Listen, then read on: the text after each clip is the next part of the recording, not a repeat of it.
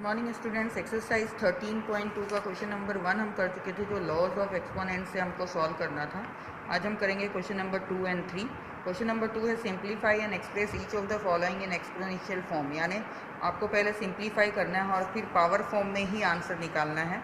आगे मल्टीप्लाई करके एंड तक आंसर नहीं निकालना है, पावर फॉर्म में निकालना है। तो इस तरह से जो क्वेश्चन होते हैं उसमें आपको देखना होता है कि किसका आगे और फैक्टराइजेशन पॉसिबल है। जैसे ये 2, 3, 3 तो प्राइम नंबर है, ये और किसी टेबल में नहीं आते हैं, तो ये ऑलरेडी फैक्टराइज्ड हैं। लेकिन 4 और 32 को हम पावर फॉर्म में लिख सकते हैं। 4 को लिख सकते हैं 2 इंटू 2 यानी 2 स्क्वायर, और इस तरह से 30 को भी फैक्टराइज करके लिखेंगे। तो जब इस 4 और 32 को फैक्टराइज करेंगे तो 2 स्क्वायर और इसका आएगा 2⁵. 32 को हम लिख सकते हैं 2⁵. तो इसको हम लिखेंगे 2⁵ इंटू 3⁴ इंटू 2⁵2 इंटू 3⁴1, कुछ नहीं है मतलब 1, और ये 32 का हो गया 2⁵. अब ऊपर वाले सेम बेस वाले अगर हम सॉल्व करेंगे तो ये 2⁵3 और 2⁵2 मल्टीप्लाई में है यानी पावर प्लस हो जाएगी। तो ये दोनों जो सेम बेस है उसका होगा 3 + 2⁵, 3 + 2, और ये ऐसा का ऐसा उतारेंगे और नीचे जो है वो सेम टू सेम उतार लेंगे। तो यहाँ पे आएगा 2⁵5, और ये 5 डिवीज़न में है तो ऊपर जाएगा तो माइनस होगा, और ये 3⁵1 भी डिवीज़न में है 3⁵4 के साथ। इसके साथ जो रिलेशन है डिवीज़न का है तो ये भी ऊपर जाके माइनस होगा। तो इसको माइनस करने पे 0 आएगा यानी 2⁵0, और इसको माइनस करने पे 3⁵3। तो किसी भी की पावर अगर 0 हो तो आंसर 1 होता है। तो 1 इंटू 3⁵3 यानी 3⁵3 ही इसका आंसर होगा, क्योंकि आंसर एक्सपोनेंशियल फॉर्म में देना था तो इसको 3 इंटू 3 इंटू 3 नहीं करेंगे, 3⁵3 ही लिखेंगे। नेक्स्ट सेकेंड सम में भी ऐसा ही है, यहाँ पे पावर है यानी मल्टीप्लाई होगा, और बाकी का ऐसा कैसा उतारेंगे। फिर इस ब्रैकेट के अंदर की चीज़ें हम सॉल्व करेंगे। तो ये 5�6 हो गया और ये 5�4 हो गया। तो मल्टीप्लाई में पावर प्लस हो जाती है जब सेम बेस हो। बाकी ऐसा कैसा उतारते जाएंगे तो ये 5�10 हो जाएगा ब्रैकेट के अंदर का, डिवाइडेड बाई 5�7। तो डिवीज़न में माइनस होगा, तो माइनस करने पे 5�3 आंसर आएगा। पहले ब्रैकेट सॉल्व करना था और ब्रैकेट में भी पहले पावर पे पावर मल्टीप्लाई करनी थी, और फिर ये सेम बेस और पावर अलग अलग है तो पावर प्लस करके फिर डिवीज़न यानी माइनस करके फिर सॉल्व करना था डिविजिबिलिटी, जो इसका जो लॉस ऑफ एक्सपोनेंट है उसके हिसाब से। नेक्स्ट थर्ड सम में ये 25 को हम फैक्टराइज कर सकते हैं। तो 5 का स्क्वायर होगा और बाहर पावर 4 है, यानी 25 को 5⁵2 लिखा और होल 4, और ये 5⁵3। तो इसको पावर पे पावर है तो मल्टीप्लाई करेंगे तो 5⁵2 इंटू 4 हो जाएगा, और ये 5⁵3 यानी 5⁵8 डिवाइड बाई 5⁵3। तो डिवीज़न में माइनस होता है तो माइनस करेंगे तो 5⁵5 आंसर आएगा। नेक्स्ट सम में भी इन तीनों का तो फैक्टराइजेशन नहीं होगा, लेकिन 21 का फैक्टराइजेशन 3 इंटू 7 होगा।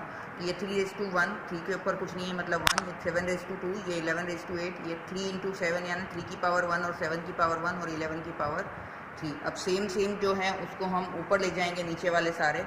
तो 3⁵1 - 1 हो जाएगा, ये 2 - 1 हो जाएगा, और ये 8 - 3 हो जाएगा।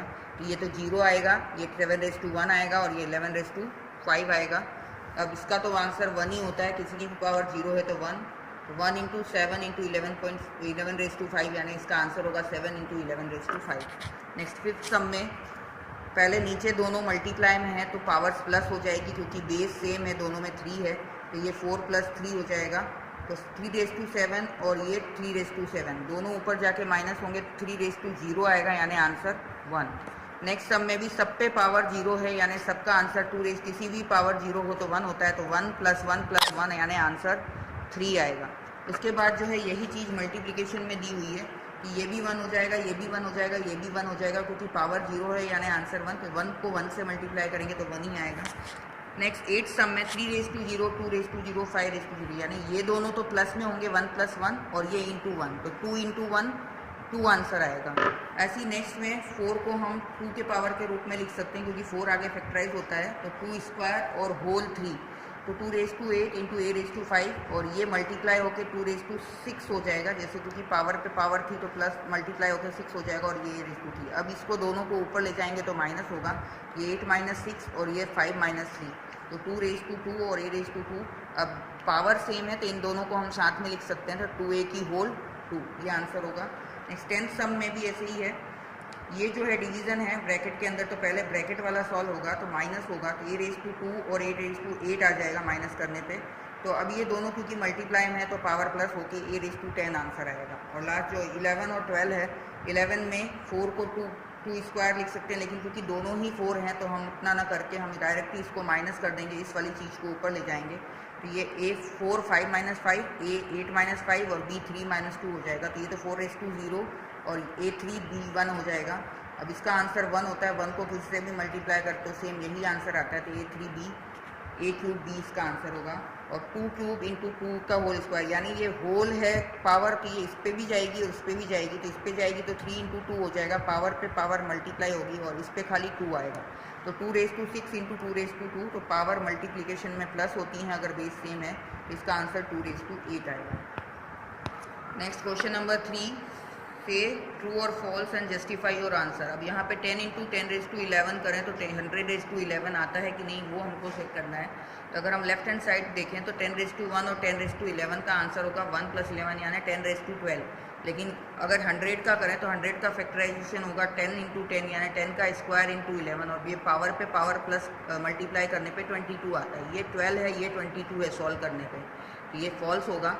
नेक्स्ट 2�3 और 5⁻2, इसको सॉल्व करके देखेंगे। 2 को 3 बार मल्टीप्लाई करेंगे और 5 को 2 बार, तो 8 और 25 ग्रेटर है, यानी 5 का स्क्वायर जो है वो ग्रेटर होगा। तो ये भी फॉल्स है, ग्रेटर 2³ नहीं होगा, 5 स्क्वायर होगा, इसलिए फॉल्स है।